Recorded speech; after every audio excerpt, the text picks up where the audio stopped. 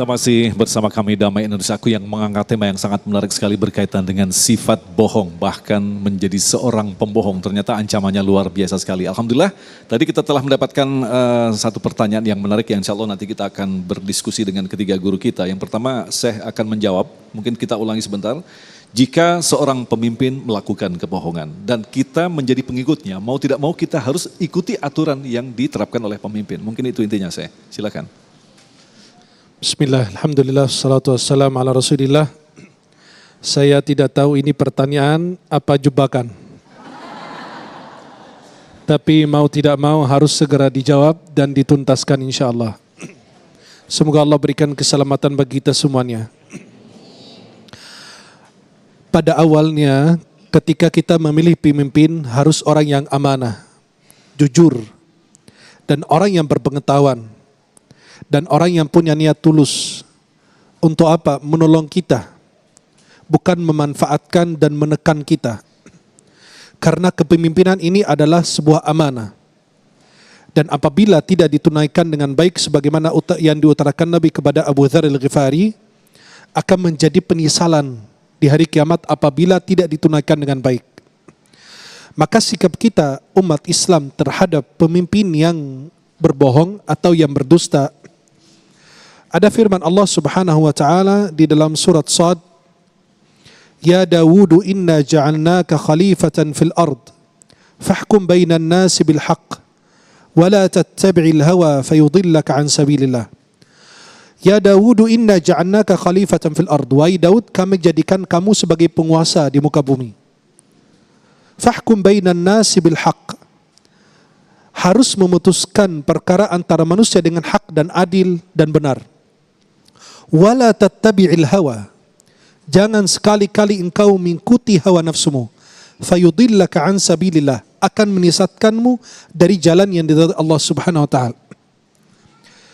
Jika di suatu negeri ada pemimpin yang berbohong, bisa jadi karena rakyatnya juga demikian. Di zaman Sayyidina Ali bin Abi Thalib kita tahu muncul fitnah banyak. Di zaman Sayyidina Uthman bin Affan, atau dari zaman Sayyidina Umar bin Khattab sampai beliau terbunuh oleh Abu Lu'lu' al-Majusi. Kemudian terjadi berkembangan fitnah besar itu di zaman Sayyidina Uthman, terus bertambah lagi di zaman Sayyidina Ali dan seterusnya. Ada salah satu rakyat, halo? Masih hidup? Pertanyaan ini jangan sampai tidur ya. Ada rakyat Sayyidina Ali bin Abi Thalib datang ke beliau, menghadap kepada Sayyidina Ali bin Abi Thalib. Dan beliau berkata, wahai Ali, kenapa fitnah begitu besar di masa khilafahmu, bukan di masa khilafah Abu Bakar dan Umar? Apa kata Sayyidina Ali dengan cerdasnya? Beliau menjawab, karena rakyat di masa khilafah Umar dan Abu Bakar seperti saya, artinya baik-baik saja. Dan karena rakyatnya seperti kamu, jadi banyak kekacauan dan banyak fitnah. Berarti sebagai kama takunu yuwalla alaikum, sebagaimana kita, pemimpin kita akan dikirim.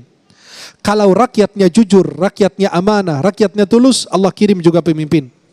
Tapi karena kita berdusta, mengkhianat, karena kita bersaksi dengan palsu, memberikan dan memilih orang yang tidak tepat karena uang, akhirnya kita yang sengsara, kemudian kita bilang kok dia bisa begitu dan begini, itu karena kelakuan kita sendiri.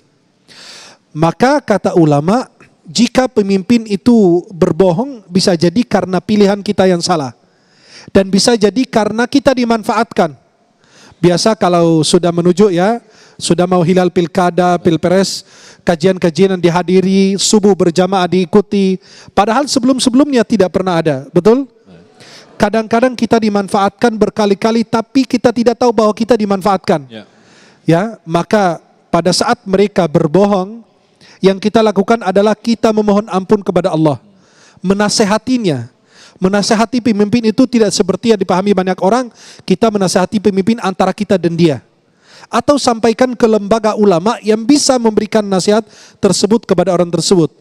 Dan apabila pemimpin itu sudah berbohong, itu kebohongannya ditutupkan dengan kebohongan berikutnya dan pasti kehilangan masyarakat. Maka kalau dia berkata jujur, tidak bakalan dipercaya lagi. Baik. Semoga Allah jadikan pemimpin-pemimpin kita Amin ya Allah. amanah dan jujur. Amin. Wallahu a'lam bishawab. Terima kasih Syekhuna. Mungkin akan ke Ustadz Fatih terlebih dahulu. Kita sepakat bahwa Al-Quran adalah petunjuk yang sangat jelas.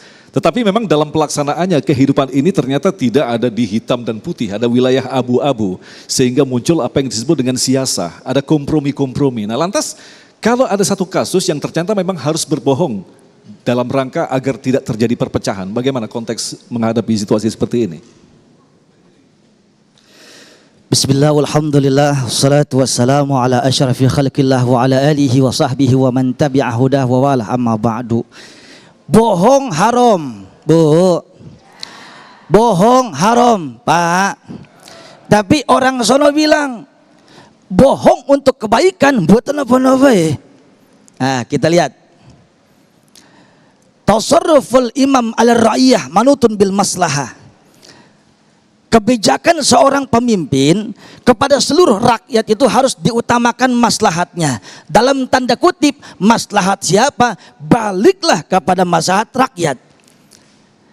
Yang kedua, sayyidul qaumi khadimuhum. Pemimpin satu kaum hakikatnya pelayan.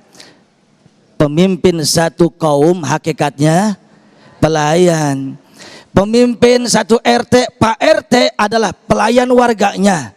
Pak RW begitu pun sampai kepada yang paling atas. Melayani itu adalah tugas utama. Enggak dilayani, khianat namanya. Saudara yang saya muliakan, berarti kalau ada satu momentum diharuskan dia berbohong, namun untuk menjaga perpecahan. Kembali lagi, ada istilah tauriyah. Izharu ma laysa lahu fil waqi' fil maslahah. Menampakkan sesuatu yang bukan pada hakikatnya. Contoh, Imam Syafi'i, muridnya Imam Ahmad bin Hambal, dipukul, dipenjara, diseksa. Apa sebabnya? Raja rezim pada saat itu zalim. Imam Ahmad, Al-Quran makhluk atau bukan? Jelas kalam qadim, sampai mati saya katakan Al-Quran adalah kalam qadim. Disiksa, dibisik-bisikin, Pak ada gurunya Pak yang lebih besar, namanya siapa? Imam Syafi'i. Kadieukeun, ini orang mana sih ya? Kemarin Imam Syafi'i datang, wahai imam, muridmu sudah dipenjara. Wahai imam, muridmu sudah aku seksa karena jawabannya tidak sesuai dengan jawaban kami. Saya katakan kepadamu, wahai imam, apakah Al-Quran itu makhluk atau bukan?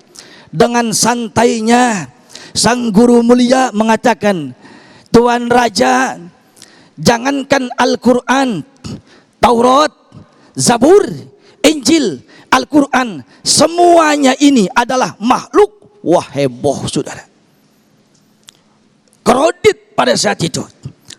Maka Imam Syafi'i disidanglah, guru inta kafir, guru inta murtad. Kenapa Anda mengatakan Quran kalam qadim, barusan di depan raja Anda munafik, Anda mengatakan bahkan Taurat, Zabur, Injil, Al-Quran itu adalah makhluk. Ente salah.